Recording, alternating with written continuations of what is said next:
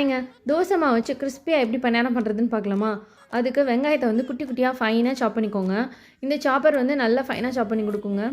மாவில் இப்போ எல்லாத்தையும் நம்ம மிக்ஸ் பண்ண போகிறோம். இந்த பூவை மறந்துட்டு பார்த்தீங்களா, எல்லோரும் வீடியோவில் வைக்கிறாங்க, நானும் வைப்பேன். கொஞ்சோண்டு ரவை போட்டுட்டு பச்சை மிளகாய், இஞ்சி, துருவின கேரட், அப்புறம் நம்ம நறுக்கி வச்சுருக்க வெங்காயம், இது எல்லாத்தையும் நல்லா மிக்ஸ் பண்ணிக்கோங்க. மிக்ஸ் பண்ணிவிட்டு 1 ஸ்பூன் சீரகம், 1 ஸ்பூன் மிளகு, கொஞ்சோண்டு பெருங்காயத்தூள், இதையும் போட்டு நல்லா கலந்து விட்டுட்டு கருவேப்பிலை கொத்தமல்லியை நல்லா பிச்சு போடுங்க. நல்ல ஃப்ளேவர் கொடுக்கும் அது. அவ்வளோதான். அந்த மாவை நல்லா கலந்துட்டு நம்ம பணியாரக்கல்லில் சுட்டு எடுத்துட்டோம்னா பணியாரம் ரெடி ஆயிரும். இதையே நீங்கள் தோசை கல்லில் விட்டிங்கன்னா வெஜிடபிள் ஊத்தப்பா மாதிரி இருக்கும். ஒரு மாவு தான், ஆனால் நம்ம வீட்டில் இருக்கவங்களெல்லாம் ஏமாற்றிடலாம், நம்ம வெரைட்டியாக செய்கிறோம் சொல்லிட்டு. அதுக்காக தான் இந்த மாதிரிலாம் செய்கிறது. இந்த பணியாரத்துக்கு வந்து கார சட்னியும் நல்லாயிருக்கும், தேங்காய் சட்னியும் நல்லாயிருக்கும். நான் இன்றைக்கி தேங்காய் சட்னி வச்சு தான் இதை சர்வ் பண்ணியிருக்கேன். இந்த வீடியோ பிடிச்சிருந்தா ஒரு லைக் பண்ணிடுங்க. அப்படியே மறக்காமல் சப்ஸ்கிரைப் பண்ணிவிட்டு போயிருங்க. தேங்க்யூ.